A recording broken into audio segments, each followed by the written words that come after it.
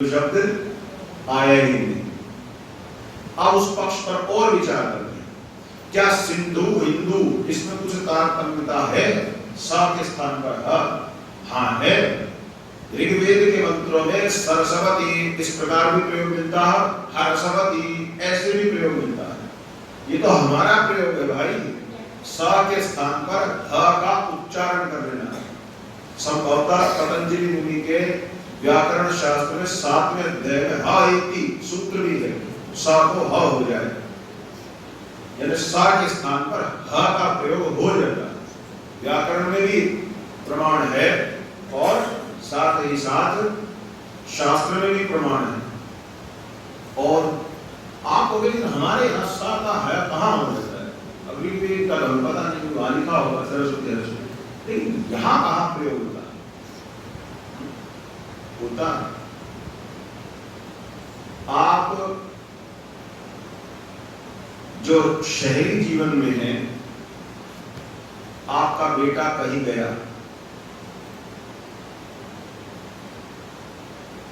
या मान लीजिए आपका बेटा स्कूल जाता है या जॉब पर जाता है, तो आप क्या बोलते हो? मेरा पुत्र स्कूल जाता है, यही बोलते हो। क्यों जी? बचपन में ऐसे ही बोलते थे। पकड़ गए ना? और भी हरियाणा बैकग्राउंड वाले होंगे, हरियाणवी में क्या बोलते हैं? हाँ, समझ गए। तो है नहीं प्रयोग, हा के स्थल पर सकार का प्रयोग है और सकार के स्थान पर हकार का प्रयोग है। लौकिक भाषा में सकार है, शुद्ध होने पर हकार है। हरियाणा में क्या बोलेंगे? हाँ अच्छा, आप बताइए क्या बोलेंगे? हाँ, कित कित प्रयोग भी मेरे ख्याल जहाँ अहीर वाटी होगी उधर का हो गया। ठेठ हरियाणा में कड़ा जा से यानी कहाँ जाता है, ये प्रयोग होगा कि नहीं होगा? हाँ के स्थान पर सा आपको दिख रहा है कि नहीं दिख रहा है? सूरदास जी के पदों का अध्ययन की कितनी जगह उन्होंने पाषाण की जगह पाहाण ऐसे प्रयोग किया है। खाली हरियाणा में ही हो ऐसा नहीं। तो शकार के स्थान पर हकार प्रयोग किया कि नहीं? तो ये तो हमारी परंपरा है। मूर्खों को जिनको अपनी परंपरा का ज्ञान नहीं है, वो उनको सा बोलना नहीं आता। ऐसा भी कोई आदमी होगा जो सा बोलना ना आए? अरे वो इससे भी उधर और 1000 मील दूर पड़े हुए महामलेच्छों को भी एस लिखना आता है, उनके पास भी सकार का उच्चारण है, फिर भारत के निकट है। इनके तो धर्म के नाम में इस्लाम शब्द है, सकार का प्रयोग हो रहा है।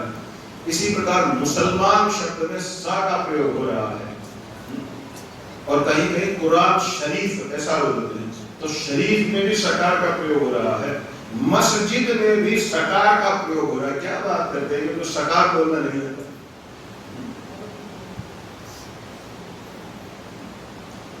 तो इनके सारे के सारे पक्ष ध्वस्त कर देते हैं।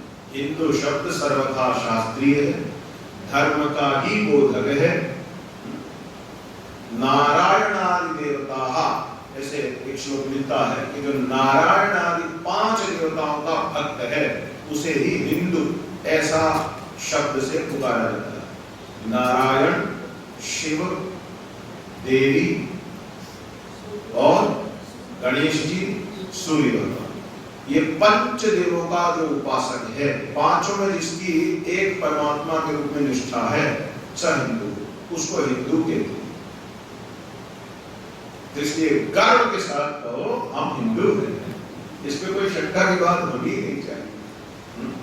लेकिन एक पॉलिसी है विदेशियों की, आइडेंटिटी इरेडिकेशन, आइडेंटिटी को आप खत्म कर दो, कंफ्यूज कर दो। सामने वाला अपने अस्तित्व को ही लेकर के शंका में पड़ जाएगा, तो क्या हम इतने बेवकूफ लोग हैं। भारत के क्रांतिकारी लेखक ने जो राष्ट्रवादी आंदोलन से जुड़े थे, उन्होंने लिखा है, अफ्रीका के जंगलों में जब विदेशी हमलावर गए तो वहां भी जो जाति मिली वुडू, क्या नाम है? वुडू। तो वो वुडू जो एक समुदाय मिला, उसका भी नामकरण विदेश धंधावर ने नहीं किया। वो वुडू शब्द भी अफ्रीकन है। और इतने समृद्ध राष्ट्र पर, विशेष रूप से जो अपनी विद्या के लिए जाना जाता है, चीन के इतिहास में लिखा हुआ है, दूसरी तीसरी शताब्दी में भारत चीन को ट्रिग्नोमेट्री पढ़ाता था। चीनी लोग दूसरी तीसरी शताब्दी में भारत में sine theta, cos theta, tan theta पढ़ने आते थे। सोचिए, जबकि 11वीं 12वीं शताब्दी तक यूरोपियंस को अगर बकरियां गिननी हो, भेड़ चराने गए, तो उनको ये नहीं पता तो गिने कैसे। पता क्या करते थे? बाड़ा बना रखा है, एक बकरी बाहर निकल गई, साथ में एक पत्थर भी बाहर रख दिया, और सारी एक एक के साथ एक एक पत्थर बाहर रखते थे। वापिस आए एक एक के साथ पत्थर अंदर रखते गए। तो इसका हिसाब उनको ये नहीं पता कि सीधे गिन लो 50 को, नहीं पत्थर पूरे आ गए तो सारे आए, पत्थर रह गए तो गड़बड़ हो गए। 11वीं शताब्दी तक यूरोप की हालत बदल गई। और भारत के लिए चीन का इतिहास हमने कहां पढ़ी बात? कश्मीर, जम्मू के अंदर जो ये अध्यापन के लिए, वैसे तो नकलबाज की दुनिया पास होती है, पैसे वैसे खिला कर बुरा हाल। अगर पैसे खाए हुए अध्यापक बनेंगे तो देश को पकाएंगे, अध्यापन थोड़ी ना करेंगे, नई पीढ़ी का नाश ही करेंगे, क्योंकि लोग धन कमाने से मतलब शिक्षा पेशा होगी। तो वहां जम्मू का जो ये अध्यापकों का कोर्स है, मैंने दिखाया किसी, देखो इस पुस्तक में क्या लिखा। उस पुस्तक में ये बात लिखी हुई है कि भारत,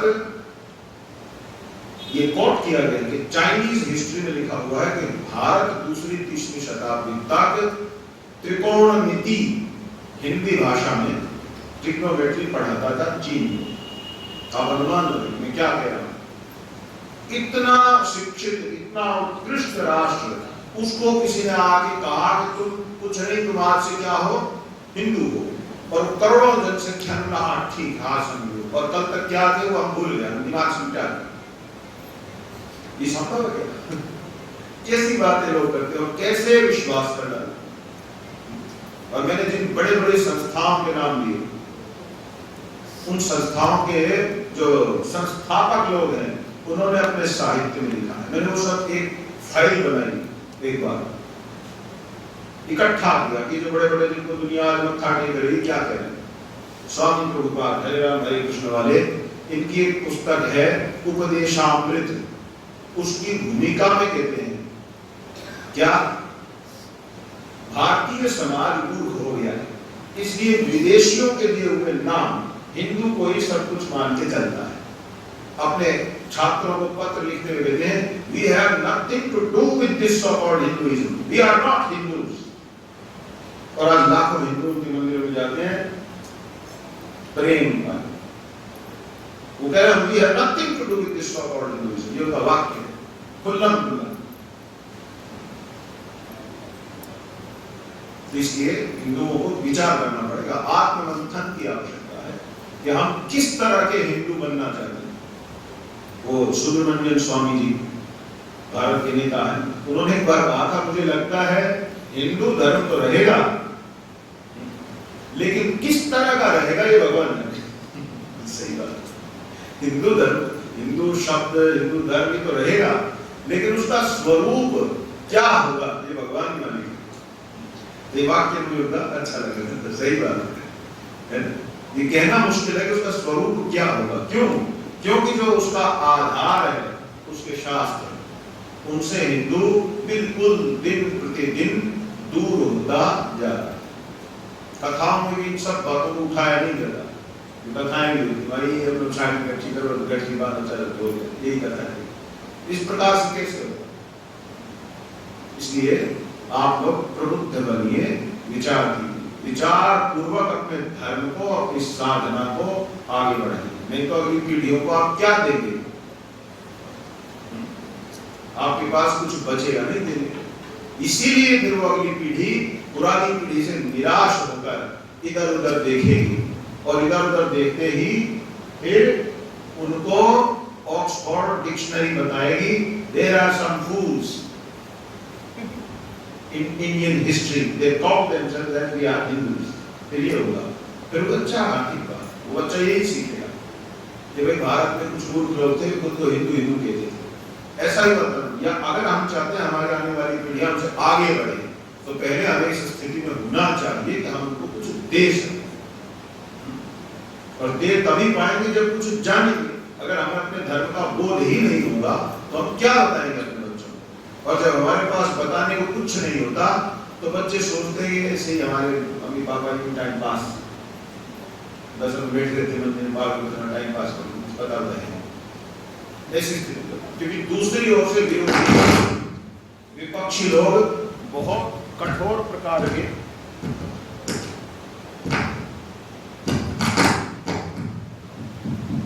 विदेशी लोग बहुत कठोर प्रकार के तर्कों को तैयार कर रहे हैं, आपके विरोध में बहुत भयंकर तर्कों को विकसित किया जा रहा है, और हम लोग हाथ पर हाथ धरे बैठे तो बात बनेगी, सामना करना है। धर्म सम्राट स्वामी कृपाल जी महाराज, आन्वीक्षिकी विद्या का प्रचार होना चाहिए। आन्वीक्षिकी विद्या क्या? तर्क पूर्वक इस समय अपने धर्म को प्रस्तुत करने की आवश्यकता है। धर्म पीठ पर बैठे हुए लोग उठाए जा रहे आक्षेपों का समाधान दें, जिससे समाज को प्रशिक्षण प्राप्त हो। इसलिए मैं यहां बैठकर खाली बस धार्मिक कथा कहानी नहीं कहना चाहता, इस अवसर का लाभ उठाकर वो बातें भी कहना चाहता हूं जो प्रासंगिक है। हिंदुओं का व्यक्तिगत जीवन भी विकृत है, पारिवारिक जीवन न के बराबर है, सामाजिक जीवन तो समाप्त हो गया। उनके पास अवकाश ही नहीं है कि वे किसी सामाजिक कार्य में भाग लेते हो। बिल्कुल अकेले मोबाइल जरा लैपटॉप, इतनी उनकी लाइफ। दूसरा आदमी बोलते गुस्सा जो दिमाग खराब मत कर, पहले से बदल, ये हालत है। इसलिए उनको पता ही नहीं है कि कोई सामाजिक घटना घट जाए तो किस तरह से बात करें, क्या करें, क्या कहना चाहिए। तो इन सब बातों का समाधान क्या है? खाली कोई समस्या बताने से भी नहीं होता ना। समाधान है पुराणों का बहुत उत्तम ढंग से गुरु परंपरा प्राप्त सज्जनों के मुख से ही श्रवण होना चाहिए। वही आपको जगा सकते हैं, वही आपको बोध करा सकते हैं। जब तक गुरु परंपरा से प्रशिक्षित लोगों से आप शास्त्र श्रवण नहीं करेंगे, तब तक बात बनने वाली नहीं, ये पक्का जानना चाहिए। तो इसीलिए हमने आपसे ये सब बातें कही, ऐसे ही थोड़ी लिखा है ऋषियों ने। यदि मनुष्य पुराणों की कथा को नियम पूर्वक सुनने में लग जाए तो विश्व की कोई ऐसी विद्या नहीं जो उन्हें प्राप्त न हो। ठीक, तो इस पर विचार करें। इसके पश्चात दान महात्म्य और दान के भेद आदि की चर्चा करते हैं। यहां पर कहते हैं कि जब दान का प्रकरण आए तो घोर दान तथा महादान इस प्रकार कहे गए, उन्हें सदा सत्पात्र को ही देना चाहिए। दान करते समय विचार करना पड़ेगा। अगर दान आप यूं यहाँ अगर वो कुछ भी करे, हमने तो अपनी ओर से दे दिया, ऐसे होता है क्या कभी कि क्या है? क्यों आपकी जिम्मेदारी नहीं बनती कि आप जब दे रहे हैं तो थोड़ा विचार करें कि कहां दे रहे हैं, किसको दे रहे हैं, क्या करेगा हमारे धन से। अभी हो क्या रहा है? क्या हिंदू लोगों ने दान करना बंद कर दिया है? मैं नहीं मानता। हिंदू समाज आज भी बहुत दान करता है। हिंदुओं के मठ मंदिरों में दान आदि की कोई कमी नहीं है, लेकिन उससे जो आउटकम आना चाहिए, बदले में जो विद्याओं का प्रचार प्रसार, धर्म शास्त्र का सुंदर ढंग से जो प्रचार प्रसार होना चाहिए, वो बिल्कुल क्रॉस लगा। आपके मंदिर के कमेटी के कुछ थे संभवतः, 2 दिन पहले एक सज्जन वो मुझसे चर्चा कर रहे थे कि मंदिर में एक लाइब्रेरी बनवाने का विचार है। कौन थे वो? आप जानते हैं जी? अच्छा, चलो मंदिर कमेटी के अध्यक्ष। तो उन्होंने कहा तो आप क्या सोचते हैं इस पर? मैंने कहा तो बहुत उत्तम विचार है, ये तो असली गुरु दक्षिणा होगी अगर आप ये कार्य करें। मंदिर के अंदर एक बहुत ही सुंदर शास्त्रीय पुस्तकालय होना चाहिए, जहां समस्त शास्त्रों को रखा है। वो कह रहे थे ये मिलेंगे कैसे, कुछ हो सकता है, हम दिलवाएंगे आपको, चिंता की बात नहीं। समस्त शास्त्रों को प्राप्त करके रखिए, ताकि जो मंदिर आने वाले लोग हैं सही में उनको प्रबुद्ध बनाने की दिशा में कुछ काम करो। आपको पता है इस समय इस्लामिक जो विद्वान हैं वो क्या कर रहे हैं, भारत की 1 लाख मस्जिदों को उन्होंने चिन्हित किया है, यानी कानून के दायरे में रह के भी वो बहुत काम कर रहे हैं। दायरे से बाहर जाकर जो करते हैं वो करते ही, दायरे के अंदर भी बहुत कुछ हो सकता है जिसमें कोई सरकार भी कुछ नहीं कर पाएगी। 1 लाख मस्जिदों को चिन्हित करके उनका संकल्प है कि प्रत्येक मस्जिद से संपर्क किया जाए और मस्जिद से कहा जाए छोटी है तो एक छोटा सा कक्ष दो, बड़ी है तो बड़ा हॉल दो। इसलिए इस्लामिक स्टडी सेंटर की तरह उसमें इस्लामिक लिटरेचर रखा है, जो इस समय पत्रिकाएं चलती हैं, अखबार चलते हैं, उन सबको रखा है। और वहां पर एक व्यक्ति को उस लाइब्रेरी में जॉब भी दी जाए, इस तरह से 1 लाख मुसलमानों को नौकरी मिल जाएगी। और जो दान आ रहा है उस दान में से आराम से एक व्यक्ति को नौकरी दी जा सकती है, इतनी कोई बड़ी समस्या होती है। अब इसका परिणाम क्या होगा, धीरे धीरे इसको डिजिटल लाइब्रेरी बनाने का विषय होता है, यानी कंप्यूटराइज्ड लाइब्रेरी। बहुत सारा लिटरेचर ऐसा होता है जो पुस्तकों में रूप नहीं भी मिलता तो ऑनलाइन बैठ के उसको स्टडी कर सकते हैं। अब आप बताइए, एक तरफ वो लोगों की तैयारी से स्तर पर, हिंदुओं के यहाँ बड़े शहरों में, प्रबुद्ध नगरों में भी आपको कितने मंदिर ऐसे मिलते हैं जहां कोई पुस्तकालय नहीं। अधिकतर लोग सिमट गए, या तो अपने सुंदरकांड में चौपाई में लगे हैं, हनुमान चालीसा रटने में लगे हैं, और वो इसीलिए शनि सुधर जाए, धन बरस जाएगा, बस शास्त्र पठन पाठ की इतनी बात है। या फिर कथा वथा होती है तो कथा में भी उनको मनोरंजन चाहिए, ये ऐसे मजा नहीं आता, कुछ थोड़ा ठुमके लगने चाहिए, थोड़ा नाच कूद हो, है ना। और जब प्रसाद बटे तो उसमें भी होटल की बढ़िया मिठाइयां खाने को मिले, ये क्या है, ऐसी कौन सी बात। इस प्रकार से आप कंपेयर कीजिए कि आप किस तरह से काम कर रहे हैं, उधर किस तरह से काम कर रहे हैं। और ये विश्व भर में है, मुस्लिम ब्रदरहुड मिडिल ईस्ट का एक संगठन है। इसी के कारण कई मुस्लिम देशों में सुन्नीइज्म आ गया, जबकि वो नहीं था। वो बहुत शातिर तरीके से काम करता है, चुपचाप ग्राउंड वर्किंग करता है। तो मेरा कहने का भाव ये है, हम लोग शास्त्र श्रवण के साथ साथ अपनी समस्याओं को भी समझें और उनका हल निकालें। जबकि ये भारतीय परंपरा होती थी, किसी भी मंदिर में ग्रंथालय अवश्य होता है, ग्रंथालय के साथ साथ गौशाला, भले उसमें 2 गाय रखी जाए, अवश्य रखी जाती, और कुछ न कुछ छात्रों को शास्त्र आदि पठन पाठन करा के तैयार किया जाता है। इसलिए हिंदू समाज में विद्वानों की संख्या होती थी।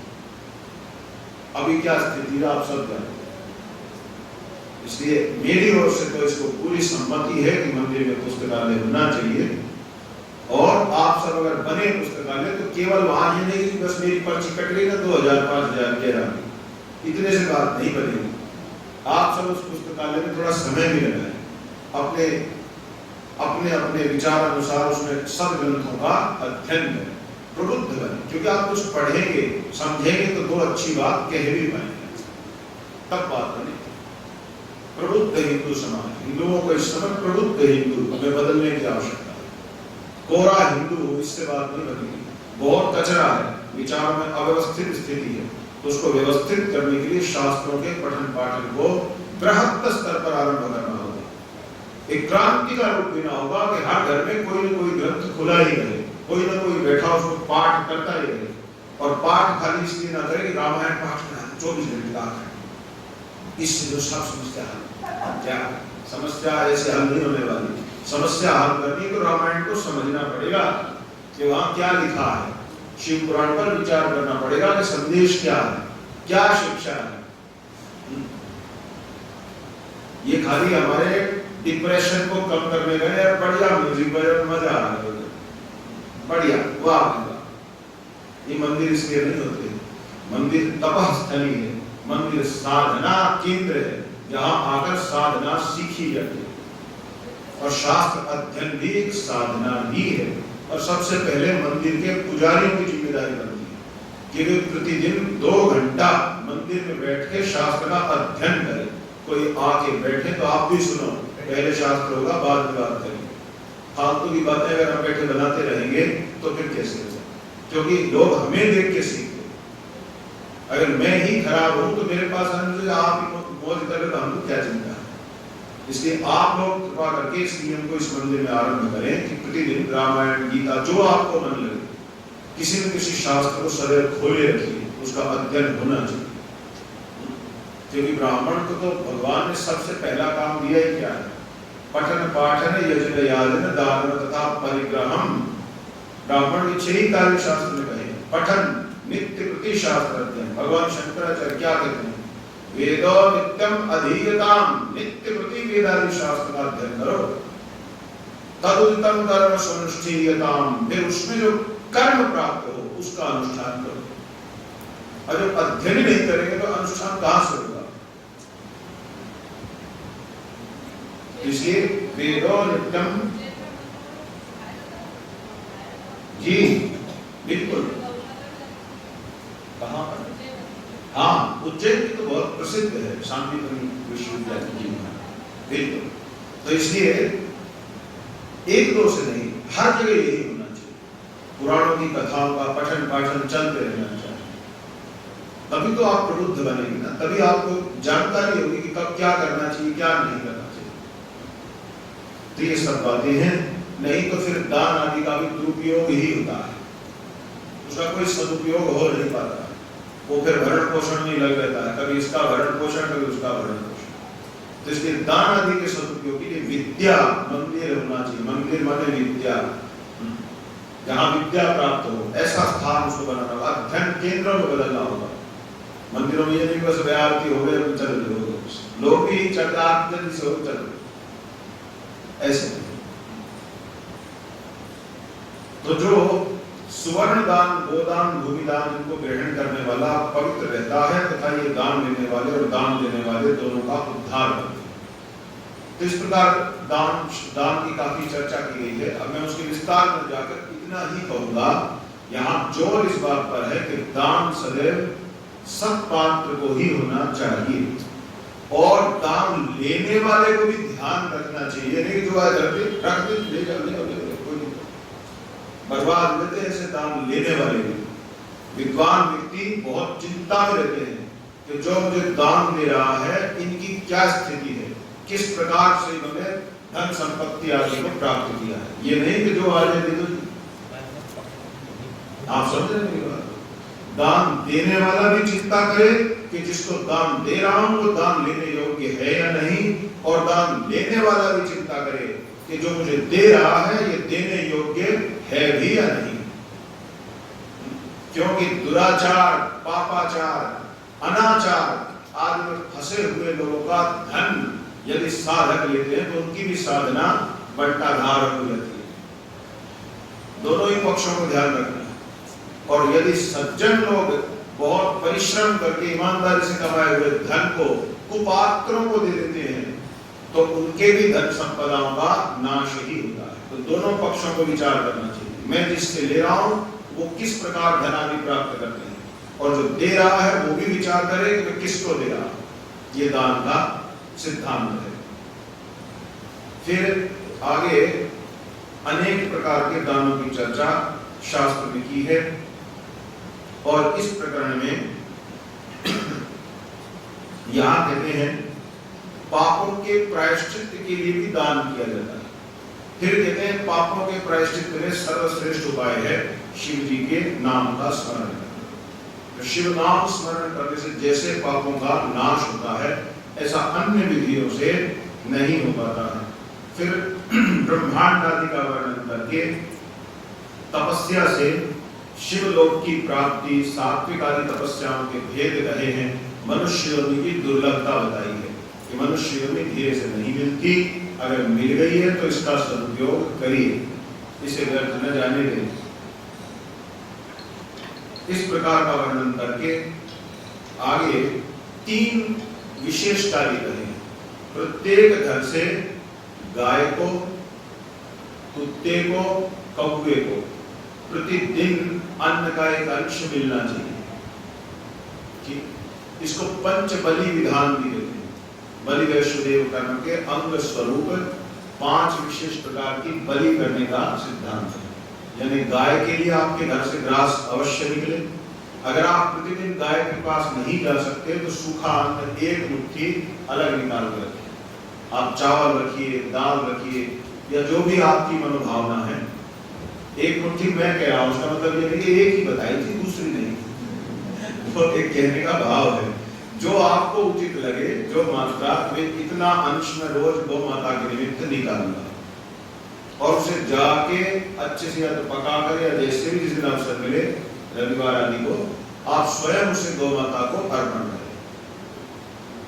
ये नहीं कि हम तो लाट साहब हैं, हमारे बस की बात नहीं है, पर्ची को पकड़ा दो, आप स्वयं ले जाओ, या बाहर गौशाला में गए वहां बैठे और पर्ची नहीं। आप सेवक बन के आए हैं या स्वामी बन के आए हैं, ये याद रखिए।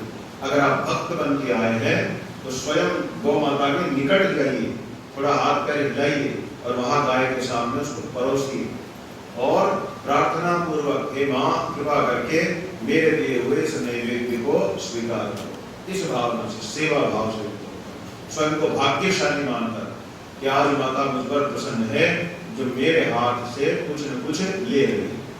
इस भाव से गौशाला जाकर स्वयं सारा कार्य कीजिए, तब उसका पुण्य है। ठीक है। फिर कहा है कि कुत्तों के निमित्त भी निकालना चाहिए। कुत्ता घर में पालने का सिद्धांत तो नहीं है, लेकिन घर के बाहर उनके लिए अन्न आदि देना धर्मशास्त्र में कर्तव्य कर्म कहा गया है।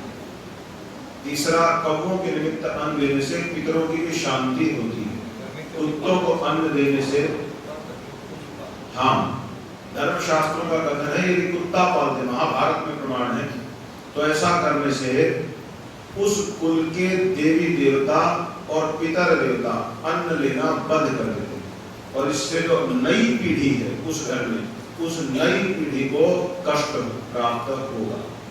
वो बेचारे संघर्ष करने लग जाएंगे, क्योंकि जहाँ पितरों की कृपा रुक गई तो नई पीढ़ी को बाधा होगी। इसलिए घर में कुत्ता पालने का सिद्धांत नहीं है, घर में केवल गाय ही प्रशस्त होती है। हाँ, लेकिन बाहर कुत्तों को अन्न देना धर्म कहा गया है। वैसे भी कुत्ता तामसी प्राणी माना गया है और मनुष्यों को तामसी नहीं माना जाता, तो मेल नहीं है।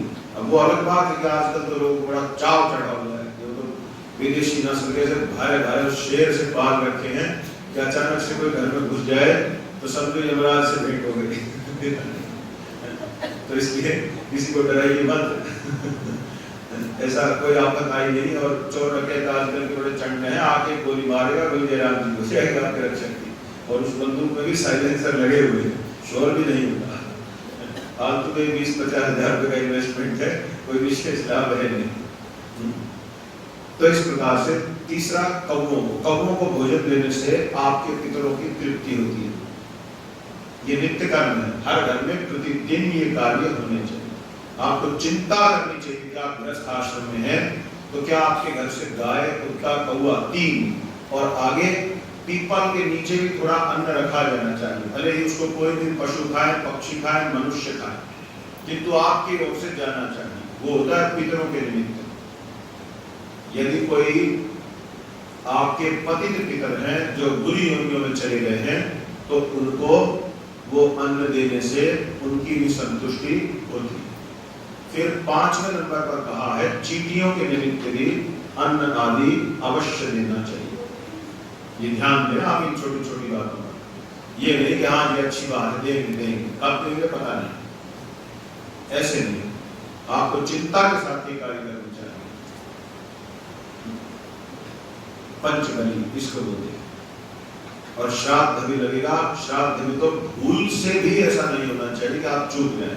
इन 5 को अन्न देना, गाय, कुत्ता, कौवा, चींटी और पितरों के निमित्त, जिसको देव आदि का अन्न कहा जाता है, देवताओं आदियों का अन्न कहा जाता है। जो भी आपके घर में पका है वो दीजिए। प्रयास होना चाहिए कि वो नमक रहित हो। ये जो पंचबली होती है इसमें नमक का प्रयोग नहीं होना चाहिए। ये उत्तम पक्ष है।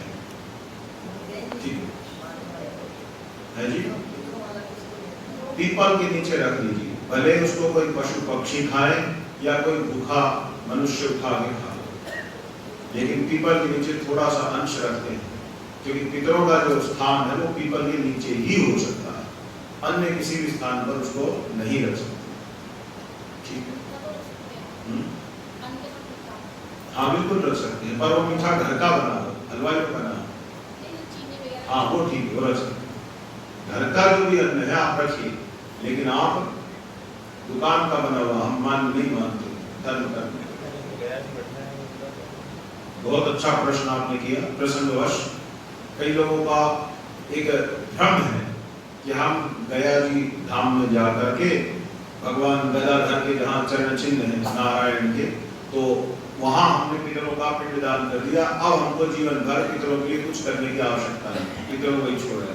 पहली बात तो पितर आपके कोई कुत्ता बिल्ली नहीं है कि आप उनको पकड़ कर कहीं और छोड़ा है, इस बात को जान। पितर पितर लोक में ही रहते हैं, वे आपके घर भोजन करने आते हैं, खिलाते हैं तो आशीर्वाद देते हैं, नहीं खिलाते हैं तो श्राप देकर के जाते हैं, सीधा सिद्धांत है। गया जी में कोई पितर छोड़े नहीं जाते, गया जी में पितरों के निमित्त पिंडदान होता है। ठीक है, जो के आटे का जल मिला करके पिंड बनाया जाता है, तो जितने पितर होते हैं उसी संख्या में पिंड बनाए जाते हैं और पिंडदान किया जाता है। उससे पितरों को विशेष संतुष्टि होती है, बहुत विशेष संतुष्टि, लंबे समय तक उनके कष्टों का निवारण होता है, वो तृप्त होते हैं। ऐसा है, ये किसी शास्त्र में नहीं कहा कि वहां पिंडदान कर दिया तो जय। अब मान लीजिए आप आज अपने पिताजी को 56 भोग खिला दे, तो कल से भी आपकी रोटी बंद, 56 भोग लगा दिया, आपका दोबारा हिम्मत कर देना खाना डालो शाम हो गई। तो 56 भोग अगर आप अपने माता पिता को देते हैं तो एक बात है, प्रसन्न हो कि भाई आज तो हमारी मौज कर रखी है, हमारे लिए बहुत कुछ लाए हैं, विशेष तृप्ति।